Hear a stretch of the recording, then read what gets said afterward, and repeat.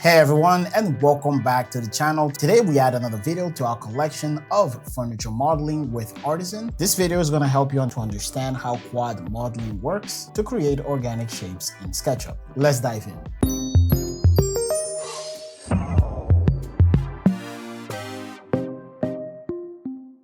So these are the references for the Greco Single Armchair, very high quality product, leather material with black metal framing. And we're gonna try to come as close to this example by the end of the video. But the purpose is to show you how efficient you can be with Artisan 2 to create models like this. So we're going to reference the highest point, and we're not going to be completely exact, and the lowest point. And we use a tape measuring tool to scale this to 2 feet 4 inches. So now we have a pretty good idea how all of this fits together. So we're gonna get started with the frame, and by looking at it, we can see that it's actually a very simple shape. So I'm just going to use the line tool and trace over our reference image. The goal here isn't to be perfect, but to create the basic path that defines the frame. Once we're done, I'm going to use the arc tool and round out each of the corners. And instead of drawing the same arc over and over again, I'll use the mirror tool here to copy it onto the other side. Just press Ctrl to create a copy, lock onto the blue axis, and use the midpoint as a reference. Now it makes it really easy to reuse the same arc on all the other turning points, so I'm simply going to copy and paste and move them to those points. Now at this point, all of the edges are connected, so you can select the entire path with a single click. But I'm going to right click, and with the help of the Bezier curve tool, I'm going to convert this into a polyline. Next, I'm going to turn this into a component, and that completes half of our frame. And now I'm going to use the mirror tool to create another copy on the opposite side. Now the last piece we need is a vertical bar a few inches from the center. So I'll use the line tool to draw a single line, and then copy paste and place inside the component. Next, we need to give our frame some thickness, so I'm going to use the circle tool and draw a 1/2 inch radius circle. Paste and place the circle inside the group, and then use the follow me so the profile follows the entire frame. And lastly, repeat this on the vertical bar and then just move it back in place. And just like that, we're finished with our frame. So now let's just add a little circle, which is going to serve as a support for the backrest. I'm going to pull this back by 10 inches. And from the center, we're going to draw a circle. Let's offset a few inches away from the actual frame. Let's push-pull 1/8 of an inch and turn it into a group. And now we can move on to the next step. Now, if we take a look at our reference, both the backrest and the actual seat are made of very simple shapes. And the concept to model both is going to be the same using Artisan. So first, let's start with a rectangle.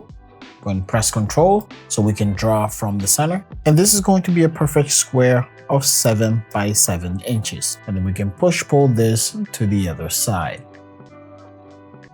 So I'm going to copy this outline, copy it to the other end, and divide it by 11.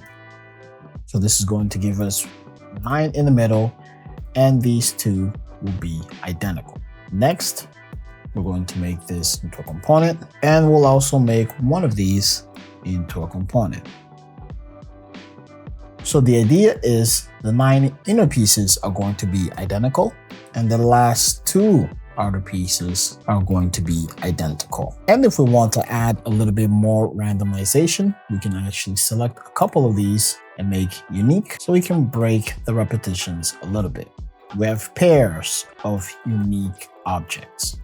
So the idea with Artisan is that this basic shape, once we add subdivision and smooth, is going to become a high poly object.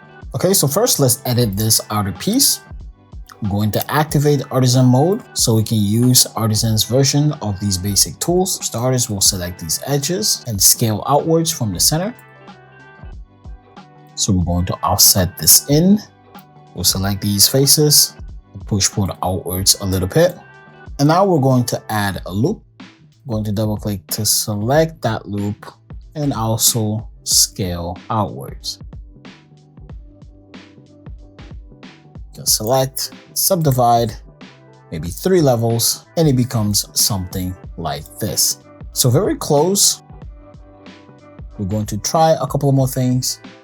So these are the changes I've made. And now when I smooth and subdivide, this is what we'll get. And that looks pretty good. We can always make more adjustments, but let's continue on to the other pieces. So as you notice, we know this is going to shrink a little bit when we subdivide and smooth. So I simply match the size of these objects so it all fits to scale. And this is the result of these pieces when we subdivide and smooth. So now we have to subdivide this shape so that it elevates in the middle and connects on either ends. So we're going to use a couple of Artisan tools. Once again, Artisan mode is activated.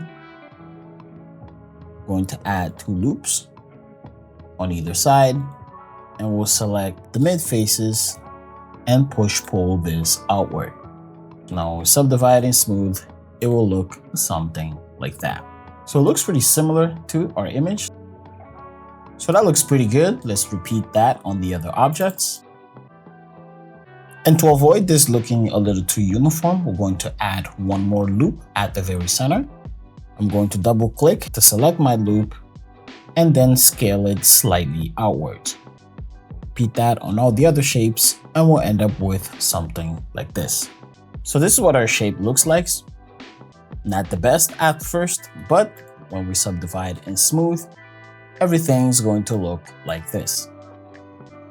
Now for the seat, we're going to repeat the same workflow. We'll start with a large rectangle, divide that into 11 equal parts, and we'll make components out of the last one and one of the mid portions.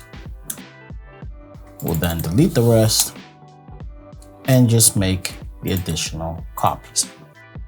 And then we'll copy this one onto the end. So we end up with something like this. So first, we're going to start with activating Artisan, and we'll use the loop tool. We'll add 2 loop cuts like that. And then we're also going to add a loop cut on this side. One here and one here. And also towards every other corner. So now we're going to make a very quick selection of all the faces in the middle. And we're going to extrude these out the same way. And as a last final detail, we'll add a loop in the middle and also scale this a little outward. So it looks like that. Now for this end portion, we'll follow the same workflow. This is a piece that is at the very end of our chair. So we have to treat it as something that's going to wrap around. We'll have to add a few more loops. So it's definitely going to take a lot of trial and errors, but the benefit is the more you experiment with these tools, the better you get over time. So now let's activate Subdivide and Smooth. This allows us to manage a few settings before we commit to the final settings. So let's set the iteration in 2, and we'll change the preview to see the subsurface object. So we're definitely on the right track, and we'll add one last final detail before we subdivide and see our final result. So to add the final detail, let's start by splitting this one object into 2. Select this half and group. Select the other half and group. So now we can edit these 2 individually. So let's start by adding a loop very close to here. We'll go to the other side and also add another loop. I guess the closer to each other, the better. Delete, and now we can bring this closer as well. So now we're going to select this loop, and I'm going to move this on the green axis a little further behind so it looks something like that. And then from here, we'll add another very small loop and move it back out. As for this portion, we'll select that same loop scale it outwards. So now let's subdivide and smooth them both. And we'll end up with something like this. So now let's subdivide the rest. That looks pretty good. So not too bad. From here, all we really have to do is add materials. Now, before we add the materials, let's first clear out these edges. You can do that easily by going into the group and selecting display edges. And it clears out like that. So this is not removing the edges, it's simply hiding the quad edges we created. So for the frame, it's going to be a solid gray. And then we can just drag and drop our leather texture. Press X to explode. I'm going to right click, texture, and uncheck projected. Paint bucket, alt, and sample that material. So now we're going to bring over Sketch UV. We can go to the object, use paint bucket to apply the material, and then use Sketch UV to properly map that to the object. Repeat these steps, all the objects,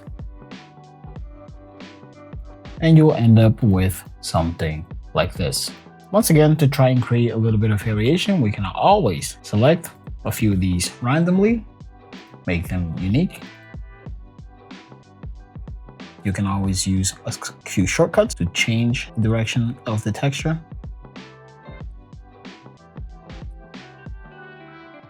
And for very last step, actually we'll come in here and scale this texture a little bit. Double in size, we'll make it 6.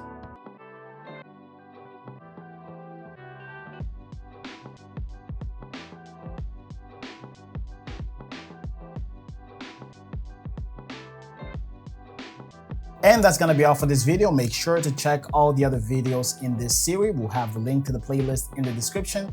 Don't forget to like, share, subscribe, leave your suggestions in the comment, and I'll catch you guys in the next video.